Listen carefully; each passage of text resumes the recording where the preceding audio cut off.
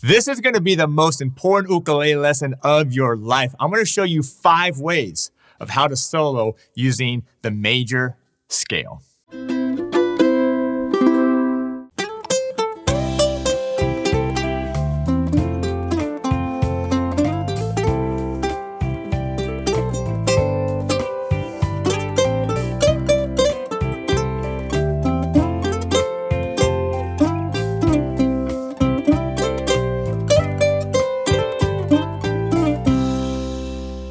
Now, you're going to want to watch this one because it doesn't matter if you're a total beginner, doesn't matter if you have high G or low G, doesn't matter if you have a soprano, concert, tenor ukulele.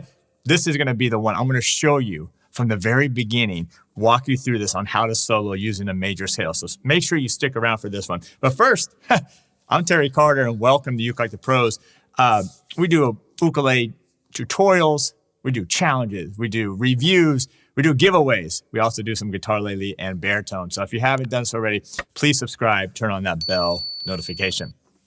You don't need a lot here. I'm going to give you everything you need to know to unlock that mystery of how to solo. It's not as hard as you think, and you can do it. Even if you don't think you're very creative, I'm going to show you how to be creative right here. We're going to use the C major scale. Oh, by the way, I have a complete beginning ukulele soloing course. And that's what inspired me to do this video right here. So if this is something you're interested in, you want to get better at, make sure to check that out over at ukelikethepros.com. All right, we need the C major scale. That's all we need. It's a real simple open position C major scale. I'm going to show it to you right here. Again, doesn't matter if you have high G or low G, concert, soprano, tenor ukulele, doesn't matter. You can do this. All right, so check this out. So we got C, open 3rd string, D, 2nd fret. We're going to move on to the 2nd string, F on the 1st fret, G on the 3rd fret, open 1st string, A, B, and C. All right, that may seem simple, but do it with me right now. That's just going one way. That's ascending. 1, 2, 3, 4, and...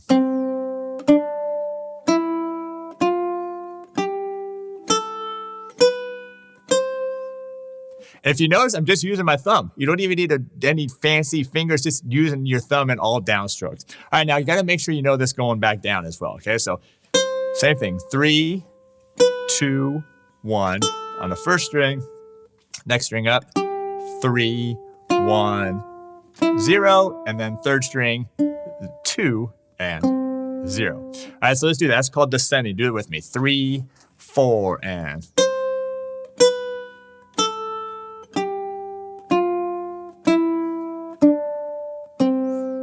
All right, think you got it. You have to get this because this is, if you don't get this, then I can't teach you the other stuff, okay? So let's do it. We're gonna go down, up, no stopping here. We'll just play this note one time when we get to 3, but we're gonna do it with the backing track. 1, 2, 3, 4.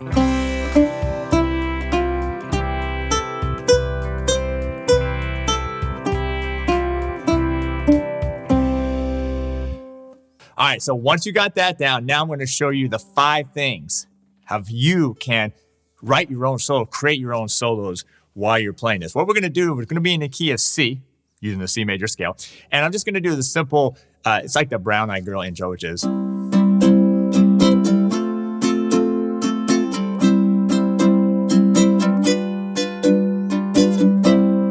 That's it. That's the progression. And the backing track sounds killer when we get here. By the way, thanks for being here and smashing that like button.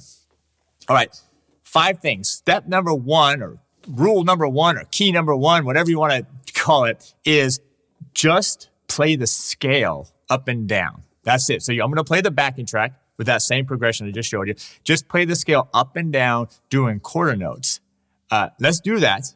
And then I'll tell you why that's such an important thing. Even though it may seem easy, why it's so important that you know how to do that. 1, 2, 3, 4.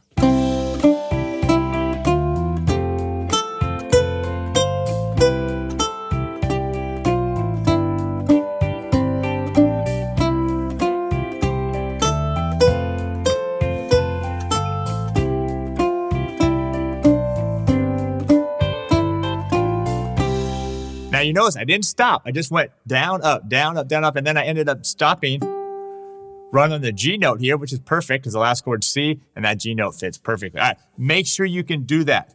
It's really, really important because one, you're not only getting the scale in your fingers, in your ears, but you're also locking into the rhythm. In this case, the backing track, you're locking into it, and then you're going to be able to explode and do something else with this once you get that down. All right, so that's step number one. Number two, the number two thing is now taking that same thing we did, that scale, and you can apply this to any solo that you want, okay? This is just using a C major scale.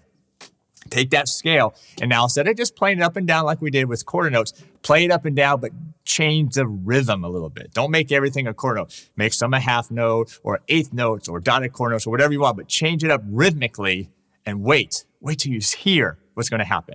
A 1, 2, 3, 4.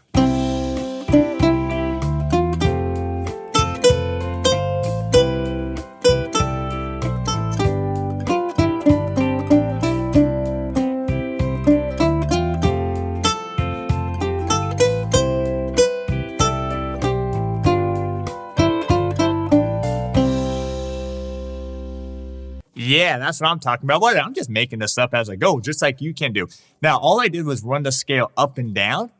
Okay, sometimes I might have hit a note twice. I might have gone back to a note, but I was just playing the scale, but changing it up. If you notice the rhythm, some notes were a little longer, some were a little faster. But that already, I got goosebumps.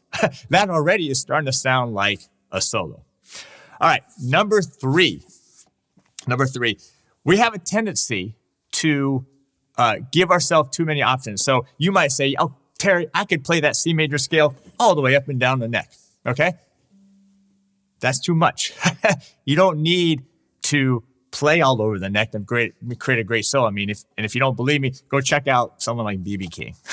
That guy, one of the greatest blues guitar players of all time, he just stayed in one area for the most part the entire time, and he was absolutely fantastic. So what I'm going to say here, number three, is limit yourself.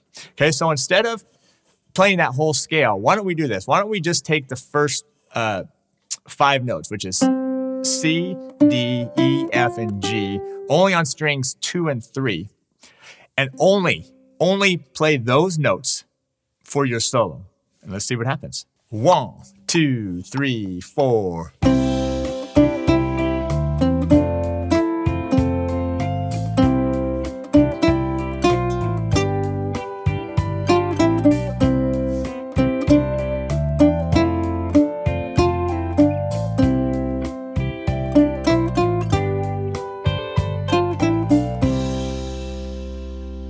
All right, how you doing so far? You got these first 3 things? Leave a comment below. Let me know how you're doing.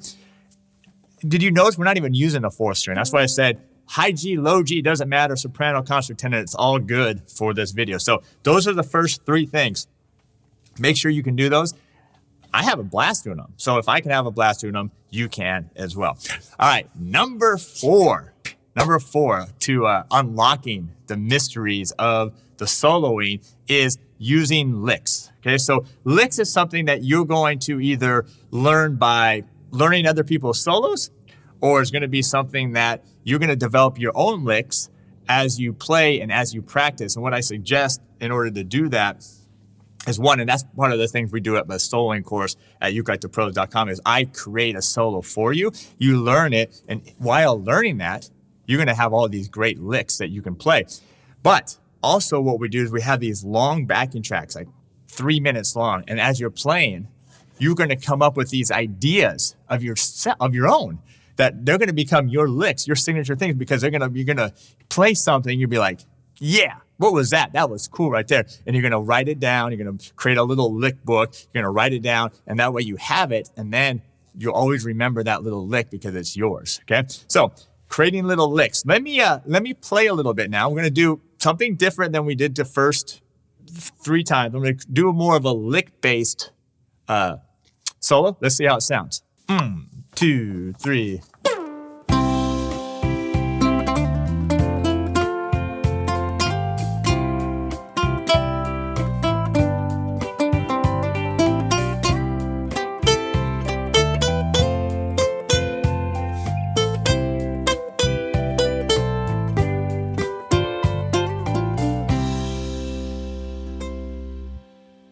All right. Now, I was still using the scale, right? I was still using ideas from the scale, but it was like these little ideas, these little licks, and it was starting to sound like, wow, it sounds like music now.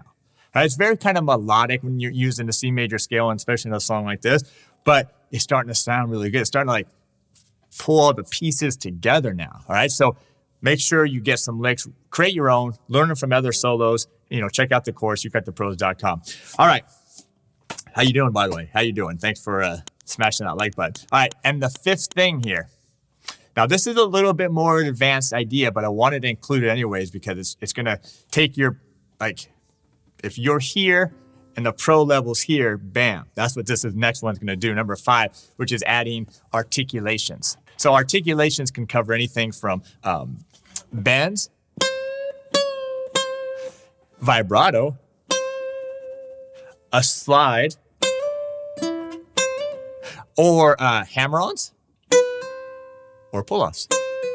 Okay, now I don't want to get into every one of those, like how to do them in this video, but I want to solo using some of those ideas, and you're going to say, okay, I might have snuck a couple of those in earlier too. You're going to say, yep, that's the thing. That's what I'm missing right there, some of those articulations. So let me show you just what you can do with these.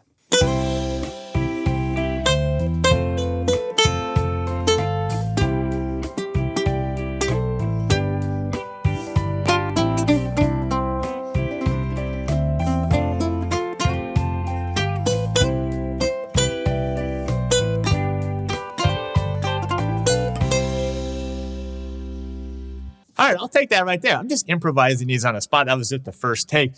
It's fine. Again, we're limiting ourselves. I would probably, if I was soloing more, I'd maybe move up the neck, but I don't want to do that. I want to keep it right here because you can come up with so many great ideas right there with this. So how did you do so far? Let me know. Leave a comment below. Did you get these 5 things? Should we review them? Let's go ahead and review them.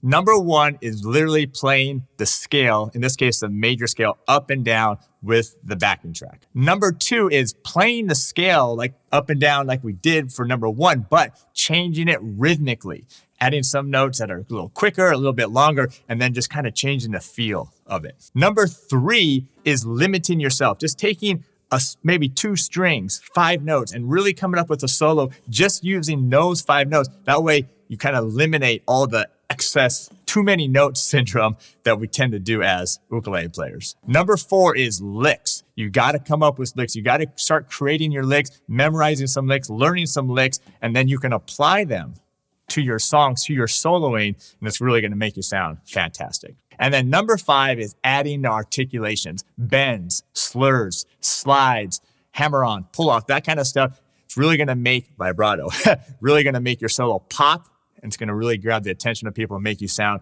really like a professional. All right, thanks for being here. By the way, I'm playing my Koaloha tenor, KTM00. Actually, this is not quite a KTM00, but we'll just go with that because these don't make these anymore. But you can check those out at store.ukelikethepros.com. Anyway, I hope you enjoyed this.